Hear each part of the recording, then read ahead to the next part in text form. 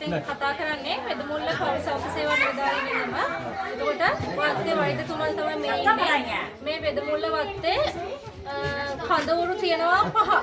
වෙදමුල්ල area එකේ සම්පූර්ණ කඳවුරු 5ක් තියෙනවා. එතකොට මේ කඳවුරු 5ේම මිනිස්සු එකතු වෙලා ඉන්නේ මොකද එයාලා ගෙවල් වලට ගොඩාක් ඩැමේජ් වෙලා තියෙනවා. මේ වෙදමුලට බඩු වෙනවා අඩුයි. මොකද එක පැත්තකින් රම්බොඩින් බ්ලොක් වෙලා තියෙනවා.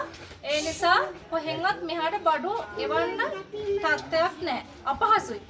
ඒ නිසා පුළුවන් තරම් ඔයාලට අපි කියන්නේ මේ වෙදමුල්ලේ ගොඩක්ම තියෙනවා ප්‍රශ්න ගැහැණු අයගේ යට ඇඳුම් ප්‍රශ්න තියෙනවා. මොකද ගෙවල් වල පස්කඳු කඩාගෙන ගිහින් බබාලගේ ඇඳුම් ගැහැණු අයගේ ඇඳුම් ගොඩාක් මඩට යට වෙලා හානි වෙලා තියෙනවා. එතකොට ගැහැණු අයගේ යට ඇඳුම් කියන්නේ සනීප ආරක්ෂාව කියන්නේ සෑහෙන්න අපි ඉහළින් තියෙන තැනක්.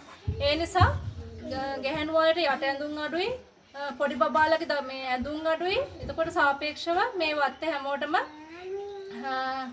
එතකොට ඔය වගේ ප්‍රශ්න වියලි ආහාර, ඖෂධ වර්ග, බෙහෙත් වර්ග, එතකොට බබාලගේ පැම්පස්, විශේෂයෙන්ම බබාලගේ පැම්පස් ඒ වගේ ප්‍රශ්න ටිකක් තියෙනවා. දන්න අය මේක ෂෙයා කරන්න සහයෝගයක් දෙන්න අපේ වත්තට. අහිංසක මිනිස්සු 3-4ක් පමණ ඉන්න ඒරියා එකක් මේ වෙදමුල්ල. හැමෝටම thank you.